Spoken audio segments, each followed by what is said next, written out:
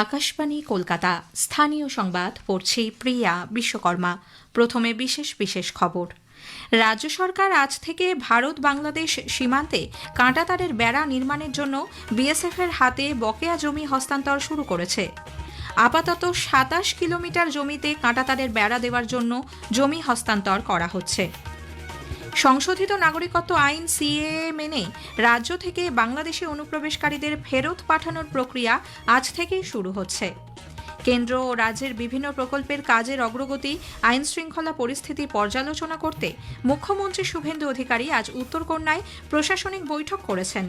আগামীকালও একাধিক জেলার প্রশাসনিক আধিকারিকদের সঙ্গে বৈঠক করবেন তিনি। দক্ষিণ ২৪ পরগনার ফলতা বিধানসভা কেন্দ্রে আগামীকাল পুনর্নির্বাচন। বাতাসে আর্দ্রতার পরিমাণ বেশি থাকায় ঘর্মাক্ত ও অস্বস্তিকর আবহাওয়া বজায় রয়েছে। আগামী কয়েকদিনেও একই পরিস্থিতি থাকবে বলে আলিপুর আবহাওয়া দপ্তর জানিয়েছে। ইডেনে আজ আইপিএল ক্রিকেট ম্যাচে কলকাতা নাইট রাইডার্স টসে জিতে মুম্বাই ইন্ডিয়ান্সকে প্রথমে ব্যাট করতে পাঠিয়েছে। আজ সেই বিস্তারিত খবরে। দীর্ঘ জটিলতা শেষে রাজ্য সরকার ভারত বাংলাদেশ সীমান্তে কাঁটাতারের বেড়া নির্মাণে বিএসএফ এর হাতে বকেয়া জমি হস্তান্তর শুরু করেছে। নবান্নে আজ মুখ্যমন্ত্রী শুভেন্দু অধিকারীর উপস্থিতিতে সীমান্তরক্ষী বাহিনীর হাতে আনুষ্ঠানিকভাবে জমি তুলে দেওয়ার প্রক্রিয়া শুরু হয়। অনুষ্ঠানে মুখ্যমন্ত্রী অভিযোগ করেন, পূর্ববর্তী সরকারের অসহযোগিতার কারণেই সীমান্ত সুরক্ষা দীর্ঘদিন বাধাপ্রাপ্ত হয়েছিল। নতুন সরকার ক্ষমতায় আসার ২ সপ্তাহের মধ্যেই সেই প্রক্রিয়া শুরু হয়েছে। এই বেড়া নির্মাণ দেশের নিরাপত্তা ও রাজ্যের সুরক্ষার জন্য অত্যন্ত গুরুত্বপূর্ণ। শুভেন্দুবাবু আরও জানান, ভারত বাংলাদেশ সীমান্তের মোট দৈর্ঘ্য প্রায় ৪,০০০ কিলোমিটার। তার মধ্যে পশ্চিমবঙ্গেই রয়েছে প্রায় ২,২০০ কিলোমিটার সীমান্ত। বর্তমানে প্রায় ১,৬০০ কিলোমিটারে কাঁটাতারের বেড়া থাকলেও প্রায় ৬০০ কিলোমিটার এলাকায় ফেন্সিং বাকি রয়েছে। এর মধ্যে আপাতত ২৭ কিলোমিটার এলাকার জন্য প্রয়োজনীয় জমি বিএসএফ এর হাতে তুলে দেওয়া হচ্ছে। এর মধ্যে রয়েছে ১৮ কিলোমিটার ফেন্সিং এলাকা এবং আরও ৯ কিলোমিটার বর্ডার আউটপোস্ট ও বিএসএফ পরিকাঠামো তৈরির জন্য জমি। তিনি বলেন, জমি ক্রয়ের সম্পূর্ণ অর্থ ভারত সরকার এবং বিএসএফ দিচ্ছে। আজকে এর সূচনা লগ্নে আমরা 18+9 ২৭ কিলোমিটার এলাকাকে সুরক্ষিত করার প্রয়োজনীয় জমি, সরকারি এবং আমাদের প্রাইভেট ল্যান্ড যা পারচেজ আমরা করছি এবং তার সম্পূর্ণ অর্থ বিএসএফ আমাদের দিচ্ছেন, ভারত সরকার আমাদের দিচ্ছেন। আমরা সেটা সূচনা করলাম। মুখ্যমন্ত্রী আরও জানান, সীমান্তবর্তী জেলাগুলিতে দীর্ঘদিন কোনো সমন্বয় বৈঠক হয়নি। নতুন সরকার দায়িত্ব নেবার পর থেকেই জেলা প্রশাসন, বিএসএফ, রাজ্য পুলিশ, কাস্টমস সহ বিভিন্ন সংস্থাকে নিয়ে নিয়মিত সমন্বয় বৈঠক শুরু হয়েছে। অনুষ্ঠানে উপস্থিত বিএসএফ এর মহানির্দেশক প্রবীণ কুমার রাজ্য সরকারের ভূয়সী প্রশংসা করেন। তিনি বলেন, দীর্ঘদিন ধরে সীমান্ত এলাকায় কাজ করতে গিয়ে রাজ্য সরকারের সহযোগিতার প্রয়োজন অনুভূত হচ্ছিল। আমাদের পুরোটাই সম্পূর্ণ এটা ভরসা যে আমাদের যে সিনার্জি একটা দরকার হয় স্যার, যেটা আমরা স্টেট গভর্নমেন্ট পক্ষ থেকে চাই, সেটা এখানে ওয়েস্ট বেঙ্গল, পশ্চিমবঙ্গে এটা আমরা পাবো। এর পাওয়ার পরে আমাদের যে ফেন্সিং কনস্ট্রাকশন যেখানে যেখানে লম্বিত ছিল সেটা হবে। যেখানে আমাদের ইনফ্রাস্ট্রাকচার নতুন বিওপি খোলা, যে বর্ডার আউটপোস্ট গুলো খোলাটা, ইনক্লুডিং সুন্দরবন মতন এরিয়া যেখানে আমরা একটা বিশাল জলাশয়কে আমরা ভালো করে দেখতে পারছিলাম না, ওই জায়গাটাও আমরা যে আছে ভালো করে দেখার জন্য যে পরিকল্পনাগুলো আছে সেটা পারিত হবে স্যার। এটা নিয়ে স্যার আমাদের যে সুরক্ষাটা স্যার ইন্ডো বাংলাদেশ বর্ডারটা আর একটু সুদৃঢ় হবে। সংশোধিত নাগরিকত্ব আইন সিএএ মেনে রাজ্য থেকে বাংলাদেশে অনুপ্রবেশকারীদের ফেরত পাঠানোর প্রক্রিয়া আজ থেকেই শুরু হচ্ছে। নবান্নে সীমান্তে কাঁটাতারের বেড়া দেওয়ার জন্য বিএসএফকে জমি হস্তান্তরের অনুষ্ঠানে মুখ্যমন্ত্রী শুভেন্দু অধিকারী একথা ঘোষণা করেন। তিনি বলেন, কেন্দ্রীয় সরকারের নির্দেশিকা অনুযায়ী এবার থেকে বাংলাদেশি অনুপ্রবেশকারীদের সরাসরি বিএসএফ এর হাতে তুলে দেওয়া হবে। এরপর বাংলাদেশের সীমান্তরক্ষী বিডিআর এর সঙ্গে কথা বলে তাদের দেশ থেকে বের করে দেওয়ার ব্যবস্থা করা হবে। অর্থাৎ ডিটেক্ট, ডিলিট এবং ডিপোর্ট এই পদ্ধতিতে কাজ হবে বলে মুখ্যমন্ত্রী জানান। রাজ্যের সীমান্তবর্তী থানাগুলিকে এই নির্দেশ অবিলম্বে কার্যকর করতে বলা হয়েছে। যারা অবৈধ বাংলাদেশি অনুপ্রবেশকারী তাদেরকে সরাসরি বিএসএফ এর হাতে হ্যান্ডওভার করার জন্য একটি নির্দেশিকা এবং তার সঙ্গে একটি আপনার অবৈধ অনুপ্রবেশকারীদেরকে হ্যান্ডওভারের আইন ভারত সরকারের পক্ষে under secretary government of India Pratap Singh Rawat পাঠিয়েছিলেন। এই গুরুত্বপূর্ণ আইন ভারত সরকার যেটা দিয়েছিলেন তাকে কাজে লাগেননি। আজ থেকে আমরা এই আইন কার্যকর করলাম। যারা 31/12/2024 পর্যন্ত এসেছেন তাদেরকে কোনো পুলিশ কোথাও হ্যারাসমেন্ট ডিটেন্ট করতে পারবে না। সিএ এর আওতায় যারা নেই তারা হলেন কমপ্লিটলি অবৈধ অনুপ্রবেশকারী ইনফিল্ট্রেটর। তাদেরকে সরাসরি রাজ্য পুলিশ গ্রেপ্তার করবে এবং ডিটেন করবে এবং হ্যান্ডওভার করবে বিএসএফ এর হাতে, অর্থাৎ ডিটেক্ট, ডিলিট, এবারে ডিপোর্ট। এর আগে আজ সকালে মুখ্যমন্ত্রী শিলিগুড়ির উত্তরকন্যায় প্রশাসনিক বৈঠক করেন। তিনি জানান, সরকারি প্রকল্পগুলির বাস্তবায়ন এবং কল্যাণমূলক প্রকল্পের কাজের অগ্রগতি খতিয়ে দেখতে এখন থেকে প্রতি মাসে একবার করে তিনি উত্তরবঙ্গ সফর করবেন। জনগণের সমস্যা দ্রুত সমাধানের লক্ষ্যে শিলিগুড়ির উত্তরকন্যায় সপ্তাহে একদিন করে সকাল 9টা থেকে 11টা পর্যন্ত জনতার দরবার করবেন উত্তরবঙ্গ উন্নয়ন মন্ত্রী। ওই দিনই 11টা থেকে 1টা পর্যন্ত হবে প্রশাসনিক পর্যালোচনা বৈঠক এবং 2টো থেকে 4টে পর্যন্ত উত্তরবঙ্গ উন্নয়ন মন্ত্রী সব সাংসদ ও বিধায়ক নিয়ে আরও একটি বৈঠক করবেন। কল্যাণমূলক প্রকল্পগুলি খতিয়ে দেখা হবে ওই বৈঠকে। কেন্দ্র ও রাজ্যের বিভিন্ন প্রকল্পের কাজের অগ্রগতি, আইন শৃঙ্খলা পরিস্থিতি পর্যালোচনা করতে মুখ্যমন্ত্রী শুভেন্দু অধিকারী আগামীকাল 2টি জেলায় প্রশাসনিক আধিকারিক ও জনপ্রতিনিধিদের নিয়ে বৈঠক করবেন। সকালে হাওড়া জেলা শাসকের অফিসে জেলা শাসক, জেলা পুলিশ সুপার এবং পুলিশ কমিশনারদের পাশাপাশি নবনির্বাচিত বিধায়কদের সঙ্গে কথা বলবেন তিনি। এর আগে বেলুর মঠ যাবেন মুখ্যমন্ত্রী। দুপুরে পশ্চিম বর্ধমানের দুর্গাপুরে, বাঁকুড়া, বীরভূম, পুরুলিয়া এবং 2 বর্ধমানের জেলা প্রশাসনিক আধিকারিক ও বিধায়কদের সঙ্গে পর্যালোচনা বৈঠকের কর্মসূচি রয়েছে তার। বিধানসভায় বিরোধী দলনেতা নির্বাচন এবং বিরোধী দলের স্বীকৃতি ঘিরে জটিলতা আরও তীব্র হয়েছে। বিধানসভায় সাংবাদিক বৈঠক করে আজ এই বিষয়ে বিস্তারিত ব্যাখ্যা দিয়েছেন বিধানসভার প্রিন্সিপাল সেক্রেটারি সৌমেন্দ্রনাথ দাস। তিনি জানান, বিরোধী দলের তরফে একটি চিঠি জমা পড়েছে ঠিকই, তবে সেই চিঠিতে প্রয়োজনীয় কিছু তথ্যের ঘাটতি রয়েছে। ফলে বিষয়টি এখন অধ্যক্ষের বিবেচনার উপর নির্ভর করছে। বিরোধী দলের পক্ষ থেকে সর্বভারতীয় সাধারণ সম্পাদক একটি চিঠি দিয়ে পরিষদীয় দলের পদাধিকারীদের নামের তালিকা পাঠিয়েছেন, কিন্তু সেই চিঠিতে পরিষদীয় দলের বৈঠক কবে হয়েছে, সেই বৈঠকে কারা উপস্থিত ছিলেন এবং কারা সম্মতি দিয়েছেন সেই সংক্রান্ত তথ্য উল্লেখ নেই। বিধানসভার নিয়ম অনুযায়ী এই সমস্ত তথ্য স্পষ্টভাবে জমা দিতে হবে। এদিকে বিরোধী দলনেতা পদে দল মনোনীত বর্ষিয়ান তৃণমূল কংগ্রেস বিধায়ক শোভনদেব চট্টোপাধ্যায় ইতোমধ্যেই একটি আরটিআই দায়ের করেছেন। আজকের প্রসঙ্গে কবিপক্ষে শুনবেন একটি আলোচনা, বাংলা চলচ্চিত্রে রবীন্দ্রনাথ ও তাঁর গান। চিত্র পরিচালক অশোক বিশ্বনাথনের সঙ্গে কথা বলেছেন অভিজিৎ চক্রবর্তী। অনুষ্ঠানটি শোনা যাবে আজ রাত 9:30টায় গীতাঞ্জলি প্রচার তরঙ্গে, ডিটিএইচ বাংলা এবং সোশ্যাল মিডিয়া প্ল্যাটফর্মে। স্থানীয় সংবাদ শুনছেন আকাশবাণী কলকাতা কেন্দ্র থেকে। দক্ষিণ 24 পরগনার ফলতা বিধানসভা কেন্দ্রে আগামীকাল পুনর্নির্বাচন। এজন্য যাবতীয় প্রস্তুতি সম্পন্ন। ভোটকর্মীরা ডিসিআরসি কেন্দ্রগুলি থেকে যাবতীয় সরঞ্জাম নিয়ে নিজ নিজ বুথে পৌঁছচ্ছেন। 285টি বুথে সকাল 7টায় ভোট গ্রহণ শুরু হয়ে চলবে সন্ধ্যে 6টা পর্যন্ত। ওই কেন্দ্রে 2,36,444 জন ভোটদাতা রয়েছেন। সুষ্ঠু অবাধ নির্বাচনের লক্ষ্যে ওই কেন্দ্রে কড়া নিরাপত্তা ও নজরদারির বন্দোবস্ত করা হয়েছে। এদিকে ওই কেন্দ্রের তৃণমূল কংগ্রেস প্রার্থী জাহাঙ্গীর খান নির্বাচনের প্রতিদ্বন্দ্বিতা থেকে নিজেকে সরিয়ে নেবার কথা জানিয়েছেন। যদিও প্রার্থীপদ প্রত্যাহারের কোনো সুযোগ না থাকায় প্রকৃতপক্ষে প্রতিদ্বন্দ্বিতার আসরে রয়েছেন তিনি। অন্যদিকে নির্বাচন থেকে সরে দাঁড়ানোর সিদ্ধান্ত নেওয়ায় জাহাঙ্গীরের রক্ষা কবচ প্রত্যাহারের আবেদন জানিয়ে রাজ্য সরকার কলকাতা হাইকোর্টের দ্বারস্থ হলেও আপাতত তাতে হস্তক্ষেপ করেনি আদালত।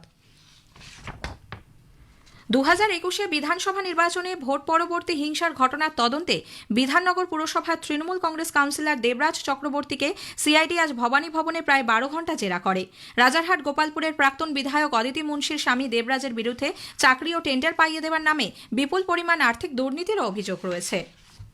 পুরুলিয়ার বাঘমুন্ডি ব্লকের পাথরডি স্বাস্থ্যকেন্দ্রে ঢুকে স্বাস্থ্য আধিকারিককে হেনস্থা ও অভব্য আচরণের অভিযোগে 4 বিজেপি নেতাকে দলের তরফে কারণ দর্শানোর নোটিশ জারি করা হয়েছে। একই সঙ্গে তদন্ত শেষ না হওয়া পর্যন্ত অভিযুক্ত রাকেশ মাহাতো, বিজয়মোহন সিং, অরুণচন্দ্র মাঝি এবং মিঠুন কুমারকে সব রকমের সাংগঠনিক কাজকর্ম থেকে বিরত থাকতে বলা হয়েছে। দুপুরের পর কলকাতা সহ দক্ষিণবঙ্গের বেশ কিছু জেলায় বিক্ষিপ্তভাবে বৃষ্টি হলেও বাতাসে আর্দ্রতার পরিমাণ বেশি থাকায় ঘর্মাক্ত ও অস্বস্তিকর আবহাওয়া বজায় রয়েছে। আলিপুরে আজ সর্বোচ্চ তাপমাত্রা রেকর্ড করা হয় 36.2 ডিগ্রি সেলসিয়াস। আগামী কয়েকদিন অস্বস্তিকর আবহাওয়া বজায় থাকবে বলে আলিপুর আবহাওয়া দপ্তর জানিয়েছে। উত্তরবঙ্গের উত্তরে হিমালয় সন্নিহিত জেলাগুলিতে বৃষ্টির পূর্বাভাস। এদিকে আলিপুর চিড়িয়াখানা থেকে প্রাণীদের জন্য এই গরমে বিশেষ ব্যবস্থা নেওয়া হচ্ছে বলে কর্তৃপক্ষ জানিয়েছে। আইপিএল ক্রিকেটে ইডেন গার্ডেন্সে আজ কলকাতা নাইট রাইডার্স টসে জিতে মুম্বাই ইন্ডিয়ান্সকে ব্যাট করতে পাঠিয়েছে। শেষ খবর পাওয়া পর্যন্ত মুম্বাই ইন্ডিয়ান্স 5 ওভারে 3 উইকেটে 34 রান করেছে। শেষ করার আগে স্থানীয় সংবাদের বিশেষ কিছু অংশ আরও একবার। রাজ্য সরকার আজ থেকে ভারত বাংলাদেশ সীমান্তে কাঁটাতারের বেড়া নির্মাণের জন্য বিএসএফ এর হাতে বকেয়া জমি হস্তান্তর শুরু করেছে। সংশোধিত নাগরিকত্ব আইন মেনে রাজ্য থেকে বাংলাদেশে অনুপ্রবেশকারীদের ফেরত পাঠানোর প্রক্রিয়া আজ থেকেই শুরু হচ্ছে। স্থানীয় সংবাদ শেষ হলো। আকাশবাণী খবর পড়ছি দেবব্রত মণ্ডল। প্রথমে বিশেষ খবর। প্রধানমন্ত্রী নরেন্দ্র মোদী আজ ইতালির প্রধানমন্ত্রী জর্জিয়া মেলোনির সঙ্গে বাণিজ্য, বিনিয়োগ, প্রযুক্তি, প্রতিরক্ষা, পরিবেশ বান্ধব জ্বালানি সহ একাধিক বিষয় নিয়ে বিস্তারিত আলোচনা করেছেন।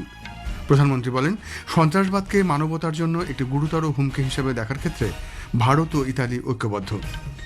ভারত বাংলাদেশ সীমান্তে কাঁটাতারের বেড়া দেওয়ার জন্য জমি হস্তান্তরের প্রক্রিয়া পশ্চিমবঙ্গ সরকার আজ থেকে শুরু করেছে। সংশোধিত নাগরিকত্ব আইন সিএএ মেনে অবৈধ বাংলাদেশি অনুপ্রবেশকারীদের বিএসএফ এর হাতে তুলে দেওয়ার প্রক্রিয়া আজ থেকে পশ্চিমবঙ্গে শুরু হলো।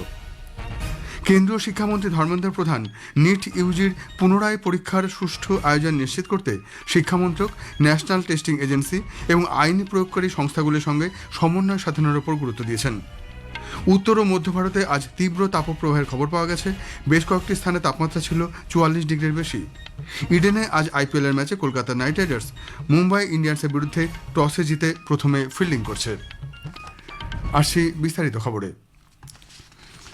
প্রধানমন্ত্রী নরেন্দ্র মোদী আজ ইতালির প্রধানমন্ত্রী জর্জিয়া মেলোনির সঙ্গে বাণিজ্য, বিনিয়োগ, প্রযুক্তি, প্রতিরক্ষা, পরিবেশ বান্ধব জ্বালানি সহ একাধিক বিষয় নিয়ে মতবিনিময় করেছেন।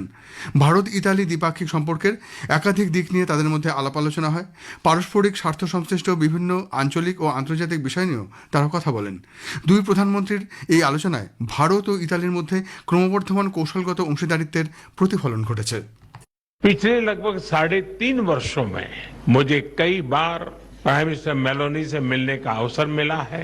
यह भारत और इटली के बीच करीबी सहयोग और सामंजस्य को दर्शाता है। उनके नेतृत्व में हमारे संबंधों को नई गति, नई दिशा और नया आत्मविश्वास मिला है। मुझे खुशी है कि हम अपने संबंधों को अपग्रेड करते हुए स्पेशल स्ट्रेटेजिक पार्टनरशिप की घोषणा कर रहे हैं। শ্রী মোদী ভারত ইউরোপ সম্পর্ককে আরও শক্তিশালী করার জন্য ইতালির সমর্থনের প্রশংসা করেন এবং উদীয়মান প্রযুক্তি, উৎপাদন ও সুস্থায়ী উন্নয়নে সহযোগিতার গুরুত্ব তুলে ধরেন। নেতারা কূটনৈতিক ও অর্থনৈতিক সম্পর্ক আরও গভীর করার পাশাপাশি আন্তর্জাতিক চ্যালেঞ্জ ও নিরাপত্তা সংক্রান্ত বিষয়ে সহযোগিতা বাড়ানোর প্রতি তাদের অঙ্গীকার পুনর্ব্যক্ত করেন। আলোচনার পর উভয় নেতা একটি যৌথ বিবৃতি দেন। শ্রী মোদী বলেন, সামরিক সরঞ্জামের যৌথ উন্নয়ন ও যৌথ উৎপাদনের পথ দুই দেশ প্রশস্ত করেছে। এছাড়াও জাহাজ চলাচল, বন্দর আধুনিকীকরণ, লজিস্টিক্স এবং ব্লু ইকোনমির ক্ষেত্রেও একসঙ্গে কাজ করার সিদ্ধান্ত নেওয়া হয়েছে। हमने हमारी भावी साझेदारी को और सशक्त बनाने के लिए विस्तृत रूप से चर्चा की। Bharat Italy joint strategic action plan 2025 to 2029 हमारी साझेदारी को एक प्रैक्टिकल और फ्यूचरिस्टिक ढांचा प्रदान करता है। हम इस पर समयबद्ध तरीके से आगे बढ़ रहे हैं। हमारे साझा प्रयासों में द्विपक्षीय व्यापार 20 बिलियन यूरो के लक्ष्य की ओर तेजी से बढ़ रहा है।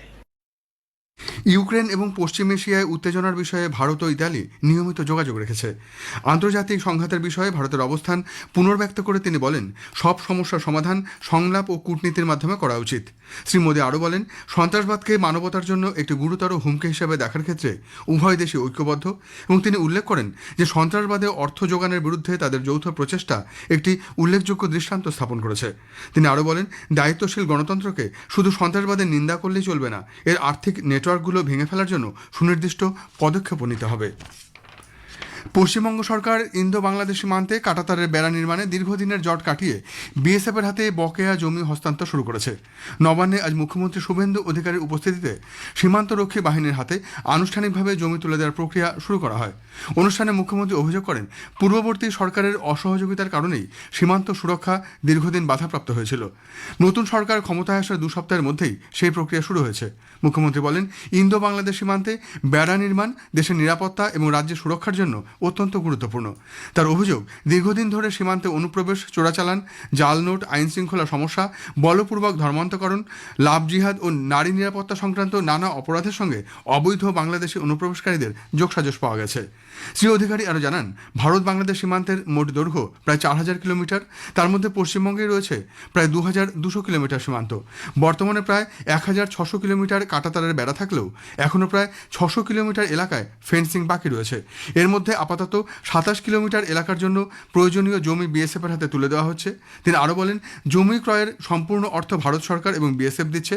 ভবিষ্যতে আরও জমি দ্রুত হস্তান্তরের প্রক্রিয়া চালানো হবে বলেও তিনি আশ্বাস দেন।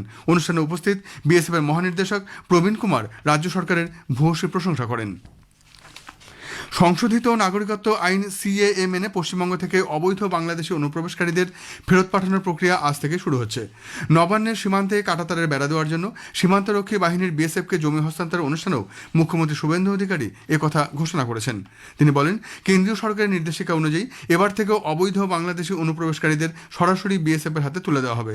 রাজ্যের সীমান্তবর্তী থানাগুলিকে এই নির্দেশ অবিলম্বে কার্যকর করার নির্দেশও দেওয়া হয়েছে।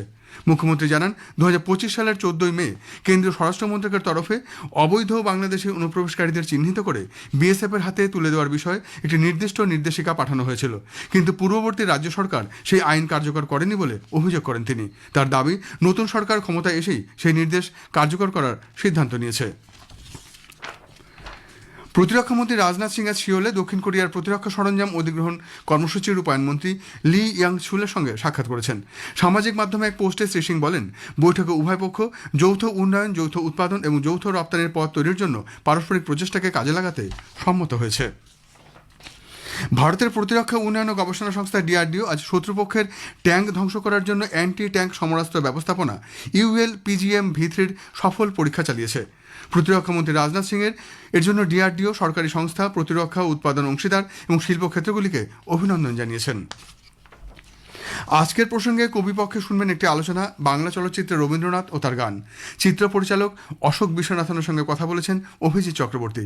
অনুষ্ঠানটি শোনা যাবে আজ রাত 9:30টায় গীতাঞ্জলির প্রচার তরঙ্গে, DTH বাংলা এবং সোশ্যাল মিডিয়া প্ল্যাটফর্মে। খবর শুনছেন আকাশবাণী থেকে। কেন্দ্রীয় শিক্ষামন্ত্রী ধর্মেন্দ্র প্রধান নিট ইউজির পুনরায় পরীক্ষার নিরাপদ, সুরক্ষিত ও সুষ্ঠু আয়োজন নিশ্চিত করতে কঠোর সতর্কতা এবং নিশ্ছিদ্র নিরাপত্তা ব্যবস্থার প্রয়োজনীয়তার উপর জোর দিয়েছেন। আজ নতুন দিল্লিতে কেন্দ্রীয় নিরাপত্তা ও গোয়েন্দা সংস্থাগুলির সঙ্গে একটি উচ্চ পর্যায়ের পর্যালোচনা বৈঠকে শ্রী প্রধান একথা বলেন। বৈঠকে বিভিন্ন অনলাইন গ্রুপগুলির মাধ্যমে প্রতিযোগিতামূলক পরীক্ষা সংক্রান্ত ভুল তথ্যের ক্রমবর্ধমান বিস্তার নিয়েও উদ্বেগ প্রকাশ করা হয়। শ্রী প্রধান এই ধরনের নেটওয়ার্কগুলির বিরুদ্ধে সুনির্দিষ্ট ব্যবস্থা নেওয়ার নির্দেশ দিয়েছেন। এর মধ্যে রয়েছে ভুয়ো তথ্য ছড়ানো চ্যানেলগুলিকে চিহ্নিত করা, ব্লক করা এবং বন্ধ করে দেওয়া। মন্ত্রী জোর দিয়ে বলেন যে সুষ্ঠু পরীক্ষা ব্যবস্থা পরিচালনার জন্য সোশ্যাল মিডিয়া প্ল্যাটফর্মগুলিকে অবশ্যই শিক্ষামন্ত্রক, ন্যাশনাল টেস্টিং এজেন্সি এবং আইন প্রয়োগকারী সংস্থাগুলির সঙ্গে সমন্বয় করে কাজ করতে হবে। আসন্ন জনগণনার অঙ্গ হিসাবে জাতিগত গণনা করা নিয়ে কেন্দ্রের সিদ্ধান্তকে চ্যালেঞ্জ জানিয়ে করা একটি আবেদন আজ সুপ্রিম কোর্ট খারিজ করে দিয়েছে। শীর্ষ আদালত বলেছে, এই বিষয়টি সরকারের নীতি নির্ধারণের আওতাধীন। প্রধান বিচারপতি সূর্যকান্তের নেতৃত্বাধীন বেঞ্চ তার পর্যবেক্ষণে জানিয়েছে, অনগ্রসর শ্রেণীর মানুষের সংখ্যা সরকারের জানা প্রয়োজন, যাতে তাদের উন্নতির লক্ষ্যে জনকল্যাণমূলক ব্যবস্থা গ্রহণ করা যায়। উত্তর ও মধ্য ভারতে আজ তীব্র তাপপ্রবাহের খবর পাওয়া গেছে এবং বেশ কয়েকটি স্থানে তাপমাত্রা 44 ডিগ্রির বেশি ছিল। রাজস্থানের 2টি জেলায় তীব্র তাপপ্রবাহের জন্য কমলা সতর্কতা এবং 14টি জেলায় হলুদ সতর্কতা জারি করা হয়েছে। পাঞ্জাব ও হরিয়ানাতেও কমলা সতর্কতা জারি করা হয়েছে। ভারতীয় আবহাওয়া বিভাগ IMD জানিয়েছে, চলতি সপ্তাহ জুড়ে উত্তর পশ্চিম ও মধ্য ভারতে তীব্র তাপপ্রবাহ অব্যাহত থাকবে। সংস্কৃতি মন্ত্রক বন্দে মাতরম ফ্রেমস জাতীয় চলচ্চিত্র নির্মাণ প্রতিযোগিতার জন্য এন্ট্রি জমা দেওয়ার সময়সীমা 31 মে পর্যন্ত বাড়িয়েছে। সমসাময়িক মাধ্যম ব্যবহার করে বন্দে মাতরমের চেতনাকে নতুনভাবে জাগ্রত করতে চলচ্চিত্র নির্মাতা, ক্রিয়েটর এবং নাগরিকদের সম্পৃক্ত করার লক্ষ্যেই এই প্রতিযোগিতা। পশ্চিমবঙ্গের দক্ষিণ 24 পরগনার ফলতা বিধানসভা কেন্দ্রে আগামীকাল পুনর্নির্বাচন। এজন্য যাবতীয় প্রস্তুতি সম্পূর্ণ। ইতিমধ্যে ভোটকর্মীরা কেন্দ্রে পৌঁছতে শুরু করেছেন। সকাল 7টা থেকে ভোট গ্রহণ শুরু হবে, চলবে সন্ধ্যা 6টা পর্যন্ত। ওই কেন্দ্রে 2,36,444 জন ভোটদাতা রয়েছেন। IPL ক্রিকেটে ইডেন গার্ডেন্সে আজ কলকাতা নাইট রাইডার্স মুম্বাই ইন্ডিয়ান্সের মুখোমুখি হয়েছে। টসে জিতে কলকাতা মুম্বাইকে ব্যাট করতে পাঠিয়েছে। কলকাতা 12 ম্যাচে 11 পয়েন্ট নিয়ে 8ম স্থানে রয়েছে ও মুম্বাই 12 ম্যাচে 8 পয়েন্ট নিয়ে 9ম স্থানে রয়েছে। শেষ করার আগে বিশেষ খবর আরেকবার। প্রধানমন্ত্রী নরেন্দ্র মোদী আজ ইতালির প্রধানমন্ত্রী জর্জিয়া মেলোনির সঙ্গে বাণিজ্য, বিনিয়োগ, প্রযুক্তির, প্রতিরক্ষা, পরিবেশ বান্ধব জ্বালানি সহ একাধিক বিষয় নিয়ে বিস্তারিত আলোচনা করেছেন। প্রধানমন্ত্রী বলেছেন, সন্ত্রাসবাদকে মানবতার জন্য একটি গুরুতর হুমকি হিসেবে দেখার ক্ষেত্রে ভারত ও ইতালি ঐক্যবদ্ধ। ভারত বাংলাদেশ সীমান্তে কাঁটাতারের বেড়া দেওয়ার জন্য জমি হস্তান্তরের প্রক্রিয়া পশ্চিমবঙ্গ সরকার আজ থেকে শুরু করেছে। খবর এখনকার মতো এ পর্যন্ত।